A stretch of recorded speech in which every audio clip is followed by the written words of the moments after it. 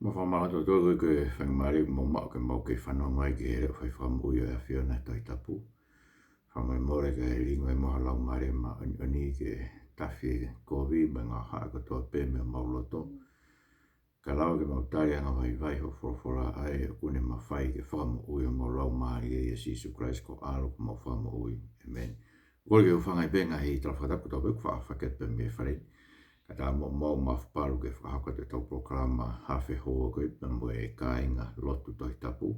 Te te rei mo tolo tau peho e me kāinga ta whawhiro ngaki e tau programa whawike koe ni. Me whatawange o tau tolo e piha whawhetai. Te tau tua koe ka ngai tūku ngai mo ui. Pe ule rei pe kou, pe whaingata, pe whaingo fua, pe ku masiwa, pe tu marie, pe mahaki ia, pe mo ule rei. O tau tolo ma oi pe whawhetai i tau tua. He urei mawai pēne ngai ngāwe, pēr urawe he whakatu I ene mea kotoa pē. Koe to program koe niko whaam ke urea ai ki he whakaukau, koe tauhi ai tōri ai kakai lotu, ai tem kou nau pehe ai urea mai lau maari e. Lai huida bito e kakai nau ngawe ake e whakaukau koe ni, koe makau taki lotu e ngai siasi. Poko whaam pēr ke ongo atu ai re o koe ni ke tek nau tolu, koe tauhi ai tōri.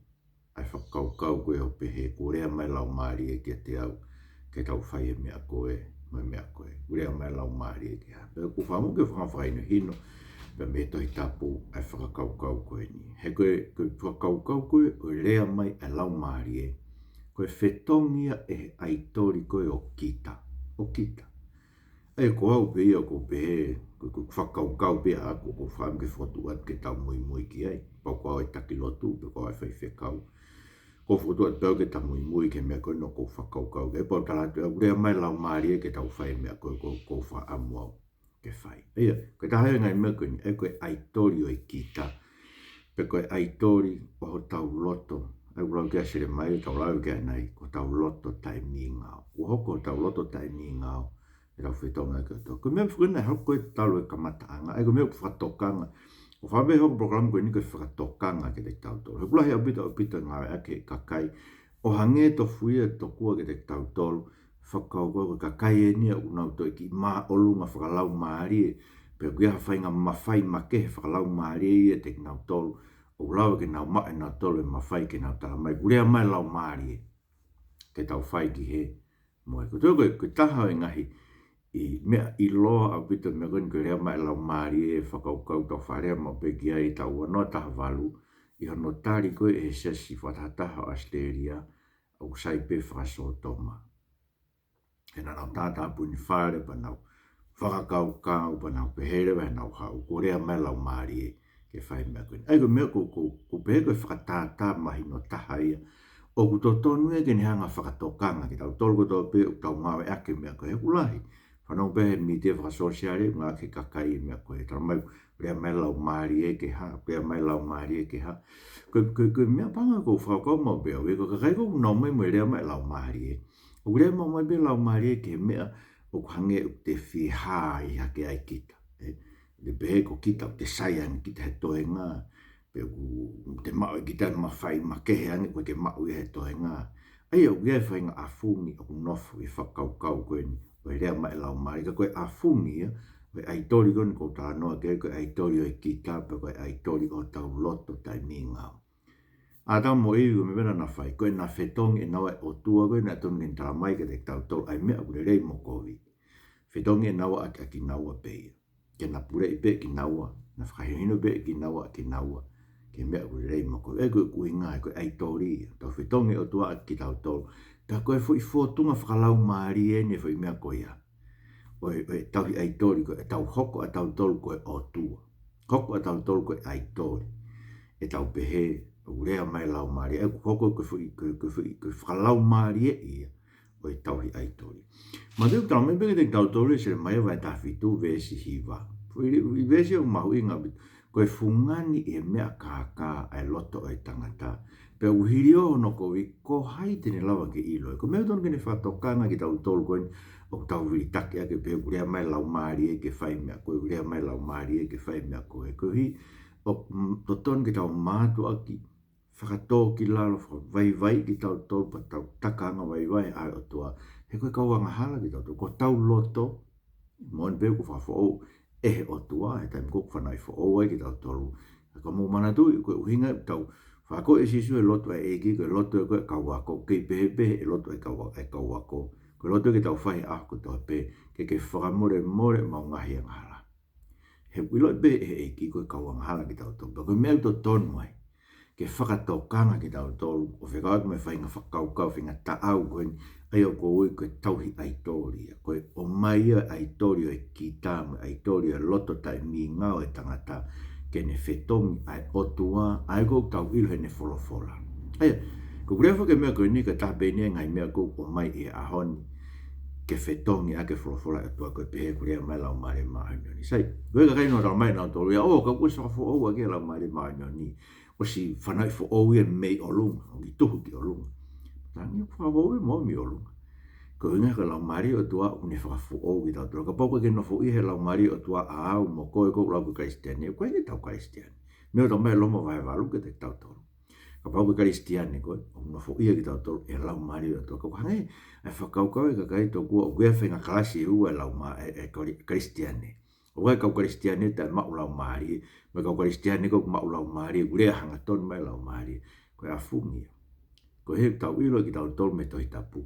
Ko kristiani tahape, ko kakai ko whanai fo ou, ia lau maharia o tua tau tui ki eiko si sukaraisi, o tau ilo ai, he kai te tau auha. Ka te tau mai mo i tai ngata koe palo mesi ko mai e o tua ma tau tolu, ia kalaisi. Me tau mai na tolu e, kai ko si ring mai lau maharia maanio ni a pentekosi, pera tala mai te mo wha miste, e rea ho mo kau, te nau palofisai, te nau visone, te nau kikite. Mona wilpea. Pa koko be foka fo ke pe ko profita na ta moko aka push na ngai o fini ko o Filipe ko ka profita e foka fo ka ko entra me Paulo que dictador ko intova ta fa visto l'uomo tolo pe ko ngai lau mari e ka profita ai ko kwango fa ton le ai pe ko lau mari ko ka profita foka fo e ko nga ko ta no na Paulo va ta fa ko la corinto que era fa profita ko fai esi ko pa via hao hiva, peka pau geha ki pot wholofola, peka pau geha me whakaha. O bona me tu pau o ge benga i mea whaha mahe o tua kako. Ko rea he program koe ni ke whakatokanga ki tau tolu, ki ono ngā ue taware a ke whakakaukau koe ia. He koe uhinga ngai mea ko mai e o tua, koe o mai ia ke whai a ke mea ko loto ki ai. O mai he o tua ngai mea whakaha ke langa hake a ke siasi. Ke langa a kono kakai, koe uhinga ia no mai ngai mea whakakako ni. Koe mai Paula, koe ngai mea whakahago ko mai ke kau parofita whakafu o kuala pure e he kau parofita. Eia, e whaka motua. Kono uhinga ko pau ke sivi ia kuma umpe ai mea ko ure a ke kau parofita o no poni. Ai mea e tohi tapu. Ma tena tika ke hike e tohi tapu kakatoa i e tem kene whai tohea Paula koe ki korinto. Toki hike ki mui. Ko te tapena na wilo te tapu whaka motua. Ai ko tohi tapu koe ana na ulau koe tohia ai kau parofita. Parofita Moses. Profita te vita ne fai toi sa me ka profita ki mua bia siua o le rege ua ki tui ua tui ka profita ki mui o aise ai ka malakai ka profita na fai e ka profita ko ia ko na tolu ia o ko na pure e lau mari ka profita e ko no uhinga a Paula o ko ia me ha profita he foka fo o rea mai ta mai ko ta mai lau mari ha me fe pakia pe mo me agora te tap ke na taurea ni nai ke me agora na hoko ko he notario fa so to mai sa fa ta Australia no we ma ko profita na urea mai a hon me pentecosi o tra mai mo fu pe malanga me fa ka fe fini lolo tonga ia o we fe ka hanga ton e te tapu ke ai e lo ti mo te va he wa ve sta ta ke ta fa we ka te fa ta ka vi fine ke na wa ko nak pe na pure ke tangata e na tau hi mai e si na tau me mo tau e sia si tonga e tau e fia te au fitu ono, peko te au, na tau me tolu, tau e te au fitu no futopo. Peto i riu ai tu whahaola ko i ahoni, he wesi ana kako kuhinga e talanoa. O kui haike o mai e paro fita ia ko hifu mai kai lau mare maanion koe na hifu au pentekosi. Ha mea e whehanga ngai, me mea koe e kau paro fita whakamoto. Ai ko ui, tamo e paro hoko pe vai ta wha, roa kurinto vai ta wha. Vesto tolo koe otua koe otua oi ma veu koe ke ni ma me ke tau ke pe nei rak ta mai otua ke pe ka ko ni ta mai ke pe no tamai o to ko fa so to ma ka ko ndo ko ni tamai ke sai pe no tamai o to ko vi malanga ka vine ka ko ni o to ko sai pe ni to tamai a o sai pe tamai o to ko vi ko na ka ko ni sai pe ko na ka ho fe ka si o se mai o to ha me fa tu mo ve ko ni mai mo pe me ke ma o pe merino no kakai ko vi ko ni folo fora e whamana wa e ke alau mare ma dun pe ko na hifo mai he a pentekosi. Ta mai ni hi o ko ngai me whalau mari e ko ni ko me pe ko ilo whalau mari. Io, mona bit pe. O ton ke ilo whalau mari. O ton ke tau tarang ke tau tako tau mai ke te tau tro ure mai lau mari e ke tau whai mea koe moe. Ke tau ke ko ha no winga ure te lau mari ka koe ke ne whaka ilo mai ke te mau tolu mea koe. He to ton ke hifo pe lau mari ta tau o ne talat ka koe pantala mai ke te mau tolu o ton ke tau whai ure mai ka to ke te tau tolu. Hange pe ka hako na hifo he a pentekosi. Na hifo pe lau mari o ne wha o whare kotoa. Ai siasi o otua. Ka lau mari o otua pa ka ni ngawe ku whai ne omi ne tufa ngai mea ofa wha lau mari ko hi ke langa hake a ahono siasi. Ko ke langa hake pia fui tō taha. Ke taimlahi o ngai mea koe ni urea ka lau mari e to kua koe me pia ke langa hake a ke tangata peta pe ko whai whekau pe ko presteni pe ko hai taki o siasi ai tō taha kou ne ngawe aki. Pe ko tangata pentekosi pe ko ya.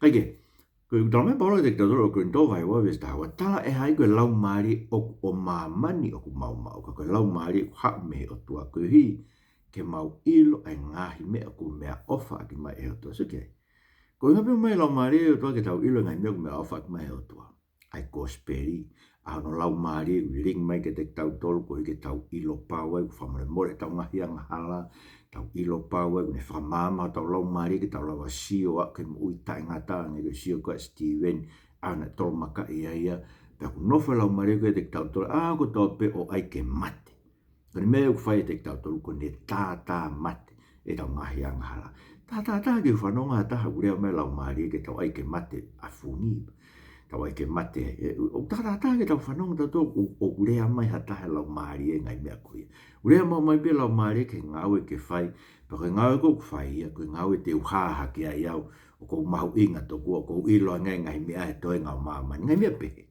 hange pa mo pe lau mari ai ke te fie ha ke te pehe te sayan kita e to nga fatanga u do ke te autolo ai e se mai vai wa tolu ve sta no o te mo tokang ke rea ka profita o fai profisai ke te motor o ku kaka i ki motor pe fie mo e fere mo ritoni kaka i ki motor fai nga ko ia ko me au nau lau ko vi soni o nau lo tope o i kai ko me fofo nga to fofo to na to eki fa feta ve to ko fa ma ke mahino me ko ia ke te tau e ka kai ko ni nau rea fa profita me ngai me pe e te tau tokange ko no mo ni lai dai ngai me ko ta mai ko me ala mari ko me pe ka le ke te au ko taki pe ko ai fai fe ka ko me pe ka le ke te ko ke fa ka le ia ke to take alo bena ko be time ko mai ka pa ko le la mari ko ke al malanga ko speri ko la mari to tonu ia ko ngai ko me la mari ni fai via ki ta to ki ta o malanga ke ko speri pe ta mari va ko flo ni o do ese mai va wa to lu ko va le ia ke al lao ke ta no e ko ka profita lo e ko ma se mai pa ko ke te fu ke la ia me ka profita lo ko ni a honi no me nga e ke pe bure mai la mari e ke te ma to ko e ku vision ke talat ke te ko e ha me penai ku misi e ngai me be ko no e ke te ai vision e be te ai misi ke te ai pe fo ta o tua o mahino ke te ha mo misi o hange to guai atu o tua me ka te ko ma ke heia me ko ton ke ma ka kai ko to pe ton ke tau ma ope me ko to me to tapu se le mai wa tolu ve su o pere va e fola to ka o ke ni na tu i ku kabinete mai na de tau to ta ka profita to tu u e kabinete frata anga to ko fe frata anga to ko fola ki ai frata anga e ne ka kau profita me ka kai na ure a fola to tu mai ke de tau to ko fola o tu mo ui ko ia kono uhinga tau pe o aonga forofola to e kuonga ko to ape neongo ko whakamatala ni foi kuonga pe ia mea mo se pe o ke whaka o singa ko o senturi ua ki to i whakaha neongo ko foi kuonga pe ko ia whakamatala ke to i tapu ka hana uhinga aonga ngai mea ko ne whakamatala ko e ke te tau tolo e han mo kuonga ko to ko hiko o tua mo ui ko na rea ko ia me kuanga mo se ke kuanga sione motu maka ko pati mosi ko o tua mo ui be ke rea mai ko ia be ke rea mai a honi ke te tatori ne folofola he mo ui ne folofola ko ngai me na fai ko foka motua mo foka fo ko ngai me be uni ke fai e a honi pe uhinga no hiki tohi o ngahi mea ko i ke tau ki ne ako ne kina ki tau to ke tau ilo ai o tua ko ia o tau tui ki ai ke ona tau wafi o afe i ki tau toro ha o tua mate ko o tua ai toli ko o tua be fa o ke fa kau a tangata ko o tua fa o be ha conference ko a siasi e ko ngai me a hon ko mai ka taki to ko ai to ko siasi ko foi institution ko siasi ai foi fa ko institution to ko o tonu ma o be ne fai tu ni ana na wako he tangata o toki tasa resto a fai kawe na ne fehu ia e ai mea ko ia na be e o ke tonu ma o be ko fai tu ni e tangata pa wade tau whakafoki mea i ke tangata ko Martin Luther ani koe na tupa e tau paloti sani. Na e tu e tangata koe ane pehe, koe tu i tapu mai ngahi kosi rio whasiasi, no whihalak pe na toi koe mea e kawanga hala. Koe toi tapu pe taha tonu, o tonu ke o mai whakatonu tonu ake institution mo siasi, mo ngahi kau taha ko tope, mo tangata ko tope, utu ke rea a ka mea, mo tala mai koe mea ia e o tua ke tau tui ki ai, o tonu ke sivi i mo ake pe ia e toi tapu. Pati tau tu he kabineti koe e o tua. Pehe, o tau whanongonongo ke o kakai e ku ngahi rea. Musi ai. Ka poko e kai ki tau tau ilo i, ko kai tau tau mau lau maare maanuen, tau whaam ke whahok ke kakai mea urea mai ke lau maare maanuen. Te tau tala ke kakai, ai mea urea ak mai tau o tua e toi tapu. Ko mea urea ak mai o tua. Ko mea nei o mai ki tau ngani, ko tau ene wangeau, te tau whamana te tau wangeau e lotu he taun. Mea pango ko ke whakakau mai ue siria nasi, ngai sias koe, ngai sias tō ngā, na moe māmo ngā. Na mo ngai jes ki fa katolika na ton ke o mai kato ki tau toro ku tu po ngai hu kato ma ngai jes ko ia ko i kono fa hava ma tapa ko tari ko misnare e ko misnare ko me Bitania no kamata lo tu tongan e lo tu ko na fa mo ui he o tahi sinu alo fa ma dine ke mo ui alo tu ko lo vai ko son la tu ke fe ko lo vai ne tala mai me ko ne ke mo ui lo tu ne ke mo ui a ko ai na ba ke tapu ni nga son do masi e kana hik mai ki no ko alo ko fe tu ne mo ui lo tu ia rea mo tu mo ngo tahisi na lo tu ka kai ko ia pero na hik mai ke ko ka tapu ni nga ko ne fai ko ko vai ke pa tau tu e kabinet ka pa kai ki tau ilo ko pa kai tau ma la mare mare ni to te tau fanongo nongo ke ka kai o tu ai fola o tu ko hi ke whakafoki ki nao tolu me nao ngai hala kovi, me he kovi o nao ngai whaianga. Pero me heka ke fo e programa koe ni he tōtou rea ke whorofora o tua. O rao ngai a wea koe whikau koe koe si ana ke ngai whakataanga i si asio e konferenisi ka koe e kai tuku. A rea ake whorofora ai o tua. Kono ui ngā kupake tau rea ke whakafoki e tō tangata. Ula ki hua. Te tau tū ko tō behe ae whakamau angai o tua. Pa e eke mai o tua. Ko haa mena e whai e ko whai whikau. Menene ka puko whai whekau ke mao ka whaapa apa mga fulakanga ma o lunga pa ke mao ki paanga me kakai me fukato me akai me me pe menene ka te ke rea ke te ngau total ke tau whatomala ke tau tafok fola tau otua ko tau wafe me sia si ton ke whafoki ki a sia si e taimia ke tau ki ai ke sai ka me mo le ke mama hate ko ngau e tau tol ko ni tau rea ke fola tau wo ti mo te vai fa o sta mai bia te ke te tau o tau tu e awe otua monopure anga mo si su kalais o kuene ke ne whakamau e kau mo'ui ma kau pekia malanga ke fola whainga maari me kai ha whainga maari walok i ako nak whatonton whailohala koe ngāwe ton ke whai koe hawa neu tau rea pe tau tolu mea kwe whanong ke kakai pako mea koe ke whakatanga ia ki tau tolu koe mea kai lao nga ia i koe ka whatahanga i siasi koe mea he kai whia ne kina i koe ka taki i siasi ma kau whai whekau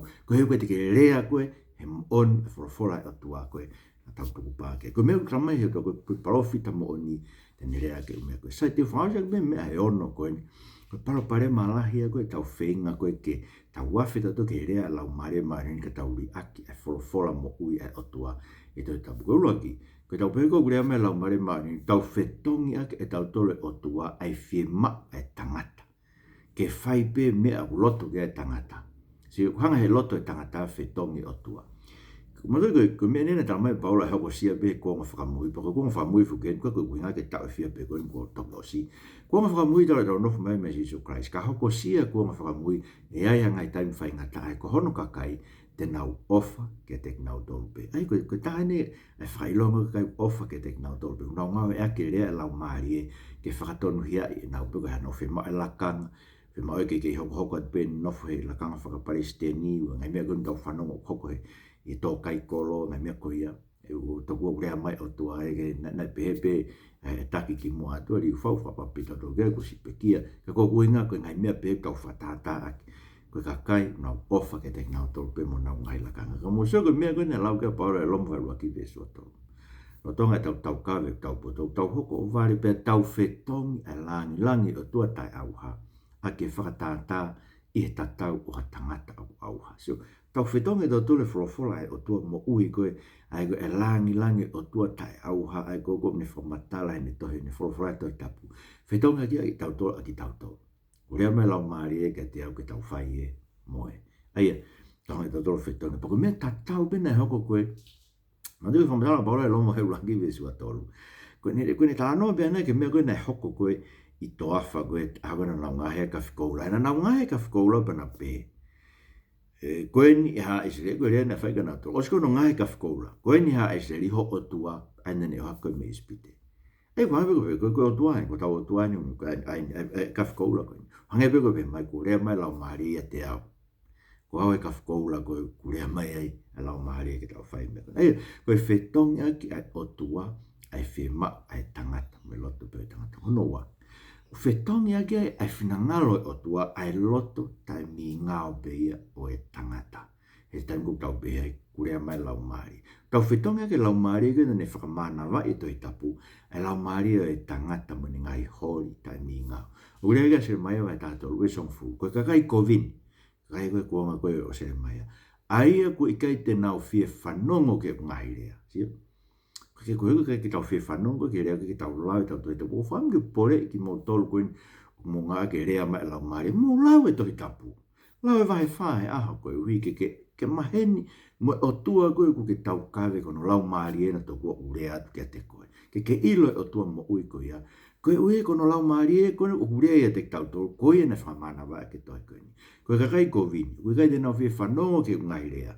O ku nau whaupe i e tae mi ngā ho nau loto.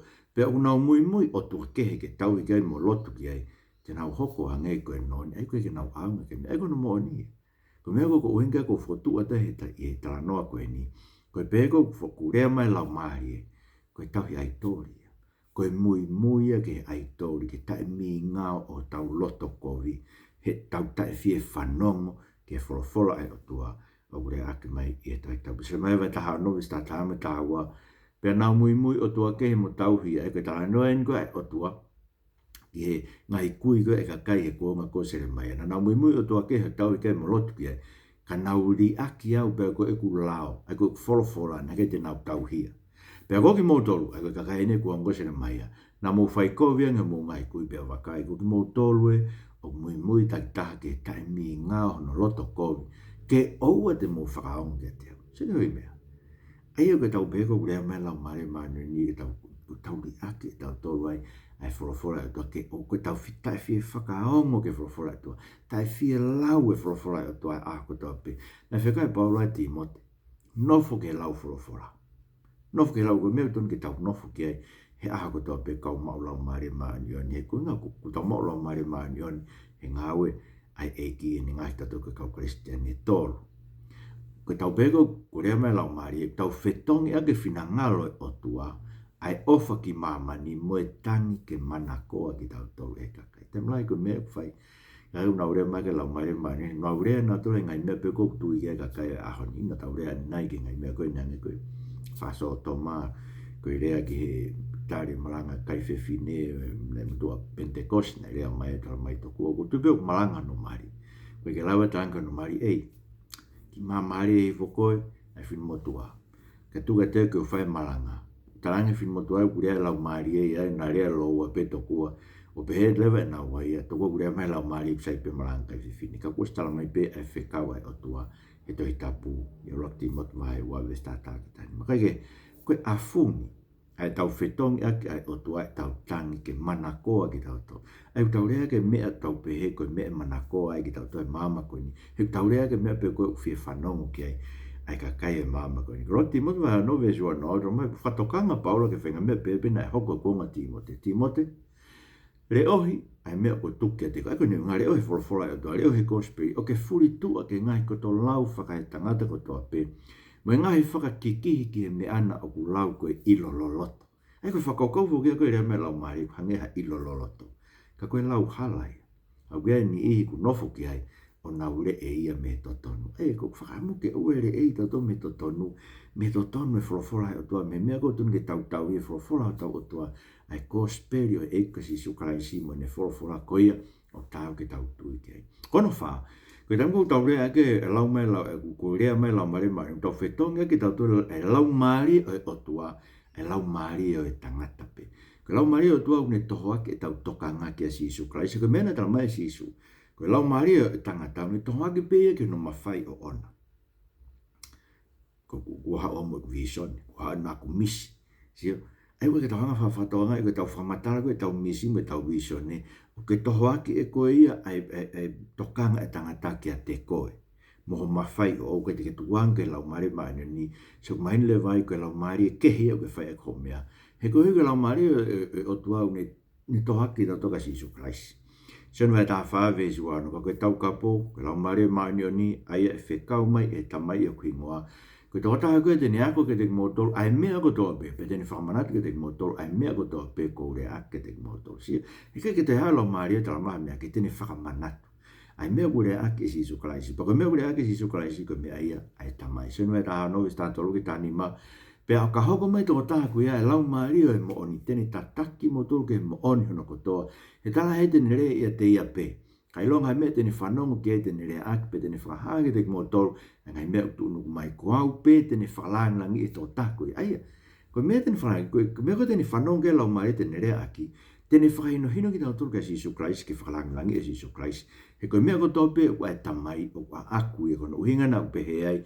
Tene to me mea a ta whakahanga te motor. Ai koe mea a Sisu, koe mea lau mare mea ia e tamai. Koe lau mare mare tene toho aki tau tolu ki a Sisu Christ me tamai e ne whorofora e tapu nima.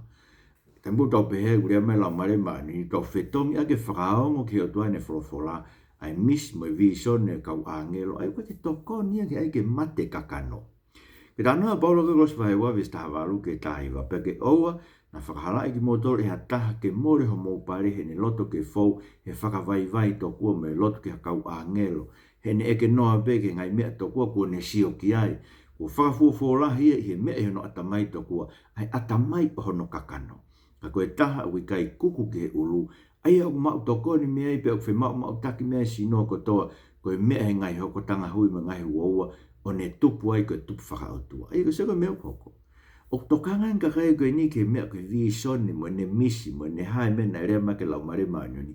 He ne tokanga ke ai ke mate ai ngai hori ai kakano. He ne tokanga ke tupu whakaotua e ne mo ui. He une pehe tokua ia koe tupu whakaotua e ne tokua e ne mau visoni. Kau i kai he koe toho ake koe tokanga ke te koe kai i kai ke Sisu Christ. Koe se koe ngai lau mare lom vai valu ve statolu.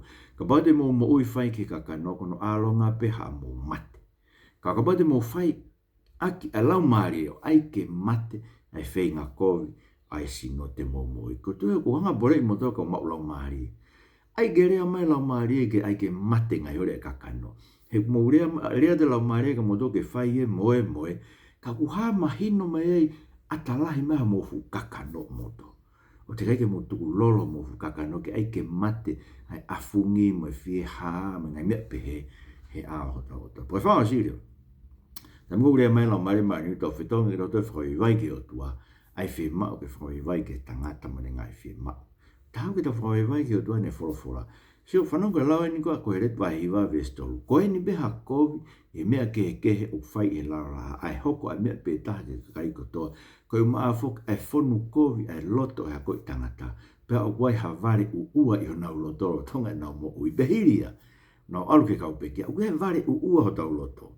Tonu kene whakawhai ia ki tau tō he tau whape kurea mai lau mare maano niru. He kunofo e vare ua ho tau loto. E moni ko whakafo o e lau mare o tua, ka kuhanga he lau mare o tua ai ke tau whakatō ki lalo, o tau whakaake aki mui, o tau tete he whanongo ke rea tau. Tau tau mai Sisu, ma ke vai whitu ve sua noa. Ko mea ko humai me tangata. Ai me ko kumei me no loto, ko me uri e tangata, ko tau loto o ku fonu ai ngai uri ko to pe kai ko fambe fa manatu. Ko ngau e lau mari e kono tataki ti tau tolu ke mo oni ko to pe. Pero mai si situation vai ta fitu ve sta fitu. Fata pui ki na tolu e mo oni. Ko e folo fola a au, e folo fola e tamai, ko re e loto asisu, ko e mo oni. Pa whanau ke mafi folo fola e tua, o talahe o tua koe ke sere mai a. Se mai vai o tolu pe si waiwa. Ikai koe anga ini o e kurea, koe afi tofpe. O se o vai me tai hamai. Io, koe hamalai a uni laiki ke lai lai. Ai makatu. Whalana tau tō ke mawhai o tō te tau ngā ke rea lau maari e ke whakatonu hia pe tau whia mau whakai ki tau tolu. Ka tau whalana ke wholofola e tua tuange e wholofola e tua koe hamalai a uni laiki makatu. Koe rea o tua koe afi tofpe uni tutu ki tau tolu. Ke osi tau ngai uri eiki. Pagoni mai. Jesus Christ ko mau wha mo uri. Amen. Malabit mo mea mai. Mo mea tua whatu.